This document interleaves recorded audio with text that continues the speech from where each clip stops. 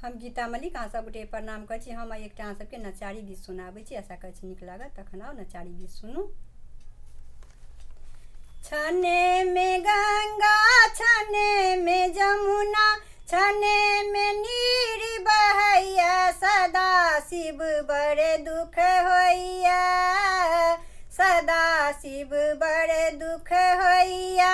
छने में गंगा छने में जमुना छने में नीर बहैया, सदा शिव बड़े दुख होइया, सदा शिव बड़े दुख होइया। हम कहै छियै बाबा जटा के राखू ने सम्हारि कऽ, हम कहै छियै बाबा जटा के राखू ने सम्हारि कऽ। लोग देखैया बड़े हँसैया, कहैया जटा वाला सदा शिव बड़े दुख होइया, सदा शिव बड़े दुख होइया। छने में गंगा छने में जमुना छने में नीर बहैया, सदा शिव बड़े दुख होइया, सदा शिव बड़े दुख होइया। हम कहै छियै बाबा डमरू के राखू ने सम्हारि कऽ, हम कहै छियै बाबा डमरू के राखू ने सम्हारि कऽ।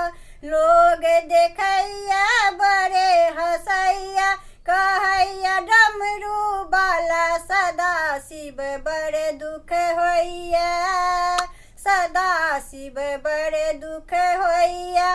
छने में गंगा छने में जमुना छने में नीर बहैया, सदा शिव बड़े दुख होइया, सदा शिव बड़े दुख होइया। हम कहै छियै बाबा त्रिशूल के राखू ने सम्हारि कऽ, हम कहै छियै बाबा त्रिशूल के राखू ने सम्हारि कऽ। लोग देखैया बड़े हँसैया, कहैया त्रिशूल वाला सदा शिव बड़े दुख होइया, सदा शिव बड़े दुख होइया।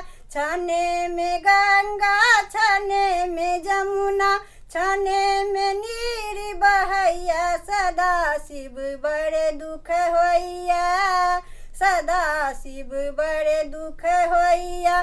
छने में गंगा छने में जमुना छने में नीर बहैया, सदा शिव बड़े दुख होइया, सदा शिव बड़े दुख होइया, सदा शिव बड़े दुख होइया।